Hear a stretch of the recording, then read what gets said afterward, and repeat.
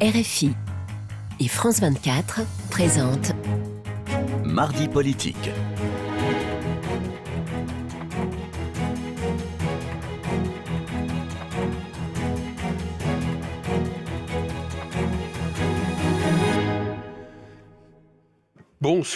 Bonsoir et bienvenue dans ce nouveau rendez-vous de Mardi politique sur France 24 et RFI. Et ce soir, notre invité est Rachid Temal, sénateur socialiste du Val d'Oise, vice-président de la Commission des Affaires étrangères, de la Défense et des Forces armées du Sénat et président délégué du groupe socialiste, écologiste et républicain au Sénat. Bonsoir Rachid Temal. Bonsoir.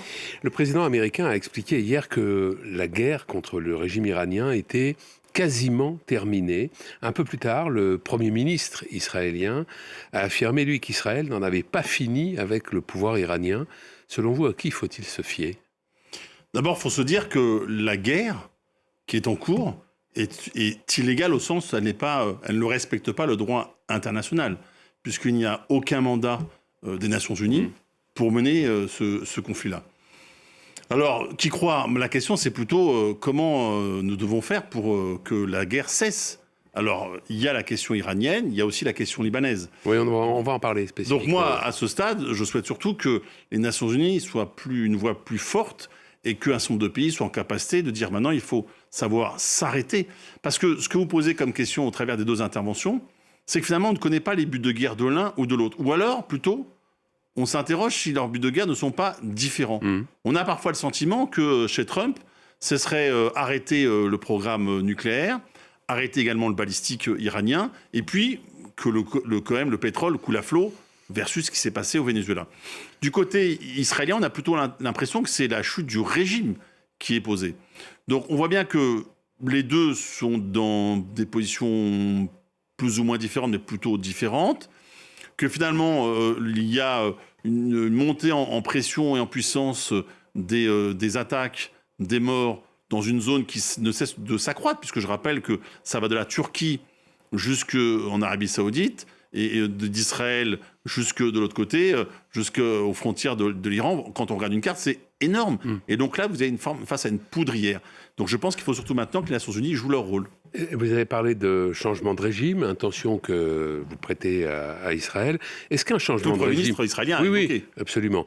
Est-ce qu'un changement de régime en Iran, la fin donc d'une théocratie qu'on peut qualifier d'assez tyrannique, est-ce que ce serait une bonne nouvelle ? Vous savez, il y a quelques mois, j'ai pris la parole au Sénat et j'ai demandé, nous avons obtenu, parce qu'on a aussi fait un courrier d'air cela avec plusieurs parlementaires, près d'une centaine, notamment avec ma collègue Aïda Dizadeh, pour que les gardiens de la Révolution soient inscrits... qui est une députée socialiste et de mon département. D'origine iranienne. Tout à fait, et elle est présidente du groupe d'amitié France-Iran à l'Assemblée. Et j'ai fait cette intervention au Sénat, puis nous avons prolongé cela, parce que nous considérons toujours que l'école des gardiens de la Révolution, c'est le pilier du régime, à la fois sécuritaire et économique. Ouais. Et oui, et donc vous êtes face à un peuple qui se fait massacrer, un peuple iranien, un grand peuple iranien qui se fait massacrer par ce régime-là.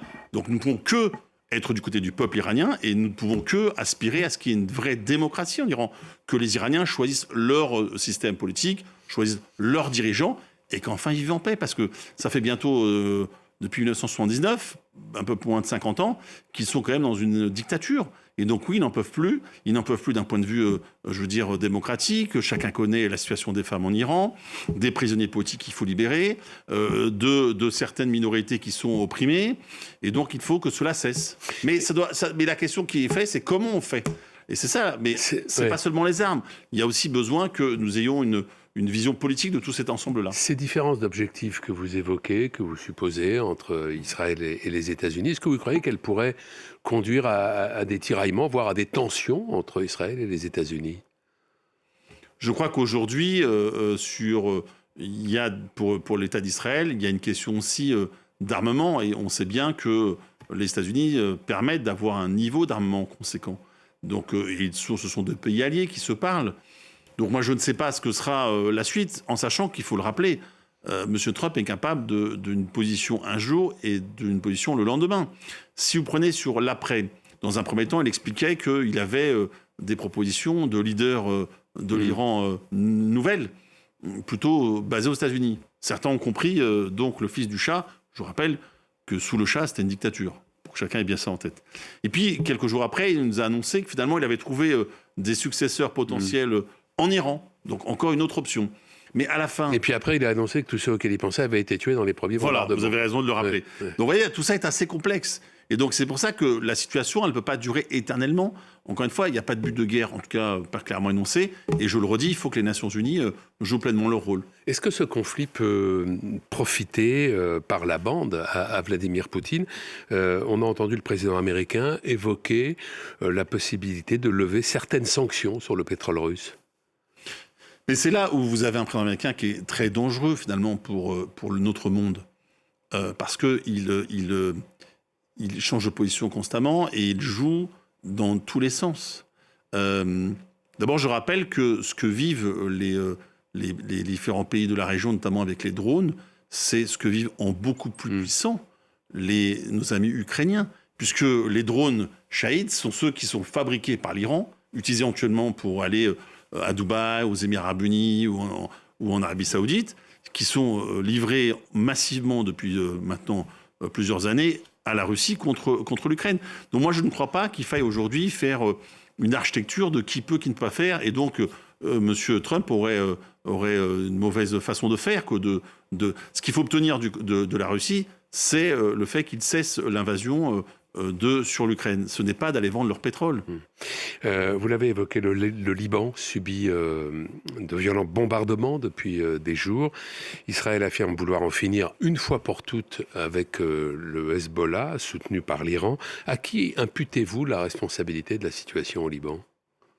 Incontestablement, d'ailleurs, comme le fait le président libanais, moi je tiens à saluer le président libanais, l'exécutif libanais, qui a pour la première fois à la fois condamné l'attitude du Hezbollah et pris des mesures contre cette organisation. Parce que finalement, le Hezbollah préfère le régime des mollahs au peuple libanais. Il préfère sacrifier le peuple libanais. Et donc aujourd'hui, rien ne doit permettre au Hezbollah de se maintenir dans ces conditions-là. Donc il faut qu'il y ait dorénavant chacun chez soi, c'est-à-dire le Liban, avec une armée, une autorité sur l'ensemble du territoire. Et donc la fin du Hezbollah en tant que milice, en tant que armée, et qui tire sur un autre pays, en l'espèce Israël. Il faut qu'Israël reste dans ses frontières également. Je crois que c'est ça l'option qui est là. Donc pour vous, c'est le Hezbollah qui est responsable ? Celui qui a tiré, bien sûr, celui qui, dans les jours que nous vivons là, qui a décidé finalement d'obéir ou d'être activé par le régime des mollahs iraniens, c'est bien le Hezbollah, oui.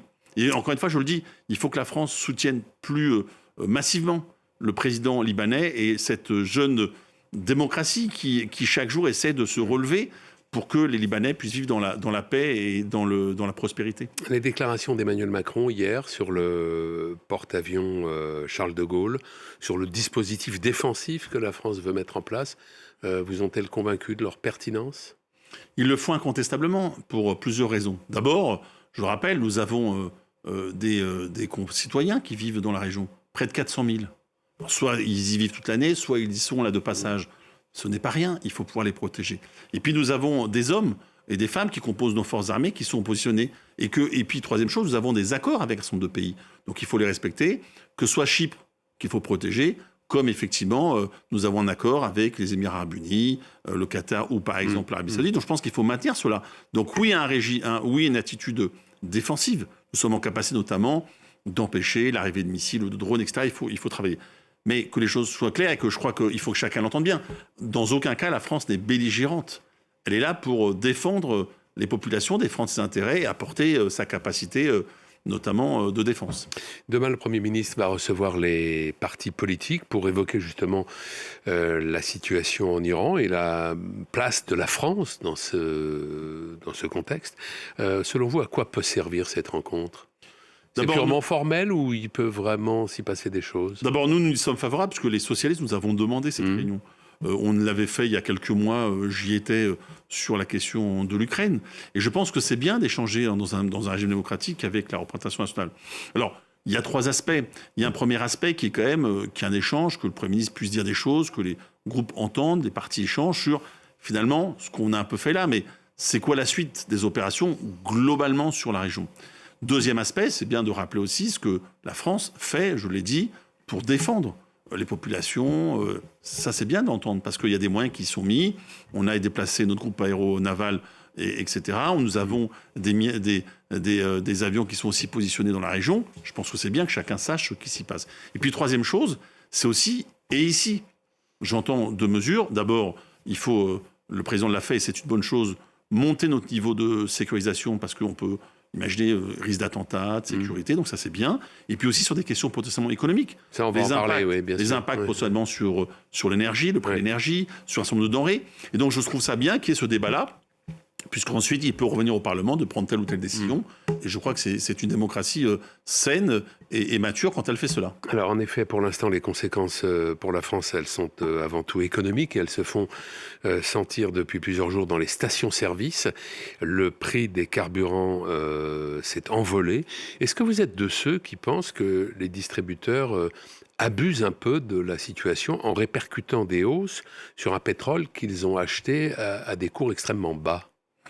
C'est effectivement un vrai problème, et d'autant plus que quand ça descend, la descente n'est pas toujours aussi rapide. C'est ce que disent tous les consommateurs. Bon. Quand ça monte, la répercussion est immédiate. Quand ça descend, c'est très lent. C'est vrai que là, la hausse s'est produite 2 jours après. Mais bien sûr, c'est pour ça que je pense que le gouvernement a annoncé des mesures de contrôle. Ouais. Je pense qu'il faut surtout maintenant que les contrôles soient réalisés. Il y a eu 230 contrôles et 6% de stations-service qui ont été prises en défaut. Et donc il faut que ces mesures-là soient prises. Et il faut que, et moi j'en appelle aussi au patriotisme de ces grandes compagnies. On ne peut pas être patriote quand il s'agit de recevoir des aides publiques et pas quand il s'agit de soutenir les Français, leur pouvoir d'achat. Donc moi j'en appelle au patriotisme et je souhaite que le Premier ministre rencontre très rapidement ces grands groupes-là pour leur dire justement, vous ne pouvez pas faire cela. Alors ils vont vous répondre que c'est parce qu'il y a des logiques de prévision, au cas où. Mais je crois que ce n'est pas une réponse suffisante. Le premier secrétaire du PS, Olivier Faure, lui réclame un chèque énergie. De quoi s'agirait-il, vous le savez De quel montant Pour qui Ça s'est déjà fait, souvenez-vous, on a déjà eu ce débat-là sur la crise énergétique. C'est qu'à un moment donné, pour ceux de nos compatriotes qui ont plus de difficultés, puissent avoir cette aide-là. Je prends un exemple concret, alors c'est peut-être éloigné, mais quand vous êtes... moi je suis du Val d'Oise, donc c'est ce qu'on appelle la grande couronne de Paris, donc vous avez des gens qui sont à plus de 150 km de Paris. Dans certaines zones, vous n'avez pas de train. Vous n'avez pas de service public, du transport. Donc les habitants sont obligés d'aller prendre leur voiture. Pourquoi la voiture ? Pour emmener les gamins à l'école, pour aller faire les courses, ou pour aller travailler, ou toute autre activité. Vous comprenez bien que ces gens-là, qui parfois ont fait le choix d'habiter très très loin pour des questions de coût de l'immobilier, du logement, sont largement pénalisés par une augmentation. Donc pouvoir les aider pour soulager leur porte-monnaie pendant le temps de la difficulté, peut être une bonne mesure saine, en tout cas, pour permettre à ces Français de ne pas avoir la tête sous l'eau. Il demande également, Olivier Faure, que l'État mobilise les réserves stratégiques qui peuvent couvrir 3 mois de consommation en France. Est-ce que ça ne serait pas prématuré ? Est-ce que, comme leur nom l'indique, stratégique, ça n'est pas pour vraiment faire face à des situations d'extrême urgence ? Oui, mais là, vous voyez bien, ça revient au point précédent. Comment les Français peuvent comprendre qu'on dise les réserves stratégiques, nous ne pouvons pas y toucher, mais par contre, l'augmentation est déjà là. Il y a bien une contradiction dans ce qu'aujourd'hui, la politique tarifaire des groupes pétroliers français. Donc c'est pour ça que je disais tout à l'heure qu'il faut que le Premier ministre les reçoive, qu'il appelle leur patriotisme en disant voilà, nous avons des garanties pour 3 mois, donc il n'y a pas de raison aujourd'hui de modifier les choses. Donc vous-même, vous, entreprise, ne jouez pas à cela. Un sommet sur le nucléaire est organisé aujourd'hui par la France. Est-ce que vous pensez qu'il faut miser plus sur cette énergie dans l'avenir ? Moi, je suis pour le nucléaire, que ce soit tant sur le civil que sur le militaire. Sur le militaire, je crois que chacun a compris que le fait que la France soit une puissance dotée, comme on dit, qui est une puissance nucléaire, c'est une garantie de sécurité très très largement puissante pour notre pays depuis maintenant plus de 60 ans. Et puis, c'est aussi le fait que c'est aussi une garantie, et on l'a vu, possiblement pour nos pays voisins au niveau européen, donc c'est une bonne chose. Pour le civil, c'est une économie aujourd'hui qui nous permet une activité qui nous permet de décarboner l'économie. Donc ça doit être une réponse, et oui, je suis pour moi le développement. J'entends toutes les questions de sécurité, donc il faut mettre l'accent sur la question de la sécurité, bien évidemment. Mais reconnaissons qu'en France, depuis tant d'années, nous savons le faire. C'est pour ça que les socialistes sont opposés. On s'est opposé à l'époque, il y avait une logique de fusion, notamment un certain nombre d'agences, et notamment celle sur la sécurité, parce que nous considérons que la sécurité doit être justement indépendante pour garantir qu'il n'y ait aucun espace, aucune vision pour réduire les questions de sécurité sur la question du nucléaire en France. Je voudrais qu'on évoque quelques instants le climat politique en France, puisqu'à quelques jours d'intervalle, Jean-Luc Mélenchon a ironisé sur le nom de Jeffrey Epstein ou Epstein, a-t-il dit, puisque selon lui, cela aurait une consonance plus russe. Puis ensuite, il a déformé quelques jours plus tard, avant de se reprendre, le nom de Raphaël Glucksmann, qu'il a appelé Glucksmann. Et mardi dernier, le Bureau national du Parti socialiste a publié un communiqué qui tranchait assez nettement avec les précédentes prises de position sur le sujet. Je vais le citer. En cherchant à conflictualiser chaque événement, en multipliant les caricatures complotistes et propos antisémites intolérables, Jean-Luc Mélenchon a profondément et volontairement divisé la gauche et contribué à l'affaiblir. Pourtant, il existe aujourd'hui un certain nombre d'accords entre PS, écologistes et LFI dans une centaine de villes en France pour les élections municipales. Où est la cohérence du PS dans cette affaire ? Alors ça fait beaucoup de questions. Rapidement. D'abord, rappelons qu'aujourd'hui, le danger dans notre pays, c'est l'extrême droite, et qu'à chaque élection, nous découvrons, et grâce à la presse, notamment à votre travail, qu'il y a des antisémites dans leurs écrits, dans leurs propos, dans l'extrême droite. Vous dites que le plus grave danger, c'est l'extrême droite. Aujourd'hui, dans les sondages... Est-ce que LFI est aussi un danger ? Peut-être moins grave. Aujourd'hui, quand vous regardez les enquêtes d'opinion, pour la présidentielle, le RN est à 35%. Pas LFI. Voire 38. Ou 38. Ouais. Et les filles n'est pas qualifiée. Donc voilà. Ça, je le dis parce que je pense que c'est important de le rappeler.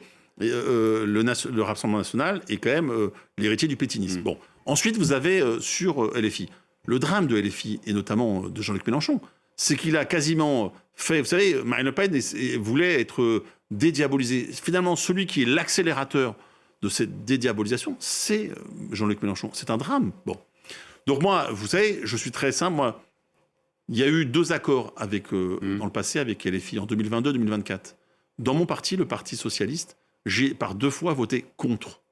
Ça m'a valu beaucoup de critiques, et même une liste LFI contre moi au sénatorial. Bon, pas grave. Donc on arrive à la fin, vous êtes pour une véritable émancipation. Et moi, j'ai toujours pensé que le projet socialiste n'est pas celui des insoumis. Ouais. Donc je parle bien des partis, je ne parle pas des électeurs. Donc c'est aux socialistes de retrouver une voie forte pour faire en sorte que le pays change et qui rassemble les forces de gauche démocratiques. Et on le voit parce que ce que je veux vous dire, c'est qu'aujourd'hui, les insoumis sont surtout candidats contre les listes socialistes, contre les maires socialistes sortants. C'est ça la réalité du pays aujourd'hui. Merci Rachid Temal, et merci à Flore Simon et Camille Néran pour la préparation de cette émission. Bonne soirée, à la semaine prochaine.